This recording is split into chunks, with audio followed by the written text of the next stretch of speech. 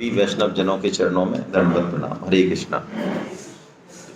छठवां अध्याय हम लोग ले रहे हैं। इसका शीर्षक है आत्म संयम, या आत्म से मतलब मन से है, मन से। तो भगवान ने ये बताया कि इंद्रियों का राजा मन है और मन का राजा बुद्धि है। लेकिन ये मन इतना बदमाश है, और मन क्या बदमाश है, हमारी ही भोगों के प्रति आसक्ति बहुत गहरी है। इस कारण मन इंद्रियों पे तो राज करता ही करता है क्योंकि राजा है उनका, लेकिन बुद्धि का गुलाम होते हुए भी ये बुद्धि को अपनी गुलाम बना लेता है। और ये हमारे जीवन का अनुभव भी है सबका। हम स्टूडेंट लाइफ में थे और हमारे मन में यदि ये बात आए कि यार आज रात को थोड़ा सा और पढ़ना है ना, और या एक मन में आए कि नहीं थोड़ी देर अब बस आधे घंटे व्हाट्सएप देख लेते हैं और सुबह पढ़ेंगे, तो बुद्धि में और मन में लड़ाई चलेगी थोड़ी देर, और आखिर में जीत किसकी होगी? मन की होगी। ये देख लो, ये तो उदाहरण दिया है मैंने। ऐसे बहुत सारी चीजें हैं कि जब बुद्धि कुछ कहती है कि भैया ये मत कर या ये कर ले, और मन कुछ और कहता है, तो हमारा क्या जीतता है जनरली? मन जीतता है। तो यानी शास्त्रों में ये शब्द आया इसलिए कि मन एव मनुष्यानाम कारणम बंध मोक्षयो, ये शब्द आया। क्या मतलब है इसका? कि मन ही हमारे बंधन का और मन ही हमारे मोक्ष का कारण है। यदि किसी का मन सत्संग में लगने लग गया, भगवान के नाम जप में लगने लग गया, गीता प्रचार में लगने लग गया, तो ये मान लो कि अब उसके लिए दिल्ली दूर नहीं है। बिल्कुल पक्की बात है, क्योंकि मन उसको ले जाएगा वहां तक। अपने आप भगवान की याद आने लग जाए, नाम जब याद आने लग जाए, अरे सुबह से यार किस चक्कर में फंस गया, आज तो एक भी माला नहीं करी, आज तो कुछ भी नहीं, तो इसका मतलब मन कहाँ लग रहा है? अब भगवान की तरफ। अब हो गया काम उसका। और लेकिन मन को खींचना पड़ रहा है ना, और फिर भी मन इधर उधर भाग रहा है, तो इसका मतलब अभी हमको मन पर काम करने की जरूरत है। मन को साधना बहुत जरूरी है। और योग की एक परिभाषा आई भागवतम में बड़ी अच्छी, कि मन का परमात्मा में समाहित हो जाना या लग जाना, यही योग है। इसको परम योग कहा भागवत ने। मन लग जाए एक बार, तो मन लग जाए, तो इसलिए मन के ऊपर भगवान ने पूरा एक चैप्टर खर्च किया गीता में, पूरा एक चैप्टर कैसे मन लगे। आत्म संयम योग, सेल्फ डिसिप्लिन योग, या ध्यान योग, मेडिटेशन योग, है ना। इस बात को हम समझते हैं कैसे भगवान ये बात कर रहे हैं। आइए देखते हैं। और मन को साधना ये पूरी तरह से हमारे हाथ में, ये ध्यान रखें। भगवान ने यहाँ इसकी घोषणा कर दी, है ना। यानी हम मन के मालिक हैं, उसके गुलाम नहीं हैं। पहले तो गीता हमसे हमारा परिचय कराती है कि पहले तू समझ तू खुद कौन है।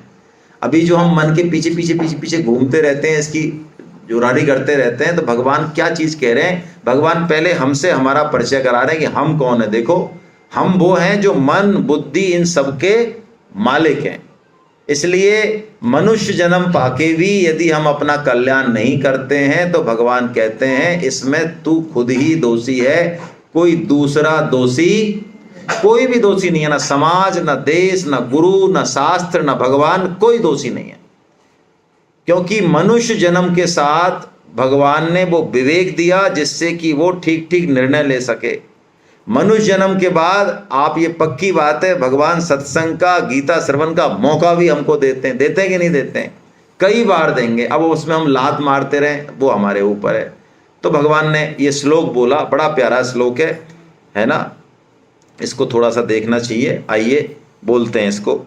उद्धरेदात्मनात्मानं नात्मानमवसादये आत्मैभिरात्मनो बन्धुरात्मैर्विपुरात्मना। अपने द्वारा अपना उद्धार कर, अपना पतन क्यों? तू आप ही अपना मित्र है और आप ही अपना शत्रु है। हम सबसे बड़े मित्र हैं खुद के, और सबसे बड़े शत्रु हैं। सिकंदर जब आया तो एक महात्मा से उसका पाला पड़ गया, तो उसने कहा तू काई का सिकंदर है, वैसी दुनिया में तूने पता का फिरा रखी है। अरे तू हमारे शास्त्रों को पढ़, हमारे यहाँ सिकंदर किसको कहा गया है। यदि तू उसको नहीं समझता तो तू कोई सिकंदर विकंदर नहीं है। सिकंदर वो है जिसने अपने मन बुद्धि और इंद्रियों को जीत लिया, वो सिकंदर है हमारे यहाँ। ऐसे सिकंदर बहुत हैं, तेरे जैसे सिकंदर कोई नहीं है, फर्जी सिकंदर है तू। तो यानी हम अपना पतन नहीं करें, अपना कल्याण करें। क्यों? कल्याण करने की पूरी सामग्री भगवान ने दे दी। आप सोचो, सुबह भी हमारी बात हुई, मनुष्य जन्म मिलना भगवान की कृपा है। कोई कहे साहब क्यों माने? अरे तो भाई आपको पता है आपको कैसे मिला मनुष्य जन्म? बोलो, किसी को पता हो तो।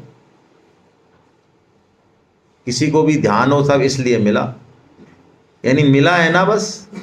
कोई फॉर्म भरने का भी ध्यान हो, हमने फॉर्म पर टिक किया हो, गधा घोड़ा सुअर, और जैसे ही आया हो मनुष्य, जयपुर, निर्माण नगर हैं, और ये ऐसे ऐसे टिक किया कहीं, बताओ तो हमें मिला।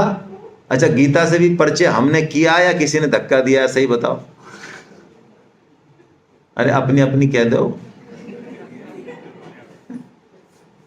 अरे कोई लाया है पकड़ के, खींच खांच के, या खुद ही आए?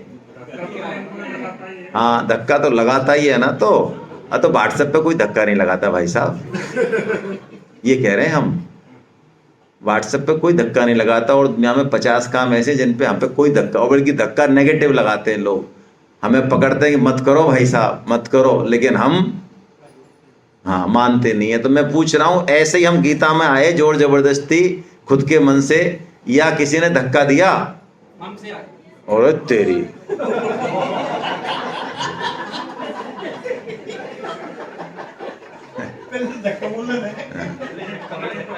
चलो, पहले धक्का मिला फिर मन लग गया, वो तो बात की बात है। प्राय गीता मन से बहुत बिरले पढ़ते हैं, बहुत बिरले। और वो भी बिरले भी, यदि उनकी भी तुम खोलोगे ना अंदर की हिस्ट्री, तो वहां पे पिटाई हुई है उनकी बढ़िया वाली। हाँ, बुरा मानने की बात नहीं है। वो इस जगत से परेशान होके इधर आए। ऐसा कोई नहीं है कि पूरा चक्रवर्ती सम्राट हो और सब जगह की मौज मजा हो और सारे ऐश्वर्य हो और फिर कह दे नहीं हटा यार अब हमको गीता पढ़नी। ऐसा कोई नहीं है भाई। हाँ, ये लोग, ये हमारे अरुण अग्रवाल जी ने कह रहे हैं, ये हमारे अरुण अग्रवाल जी कह रहे हैं जेल जाना जरूरी है गीता पढ़ने के लिए। ये आप सबको ले जाएंगे गंगा जी, ये अकेले ले जाएंगे, चिंता ही मत करो आप।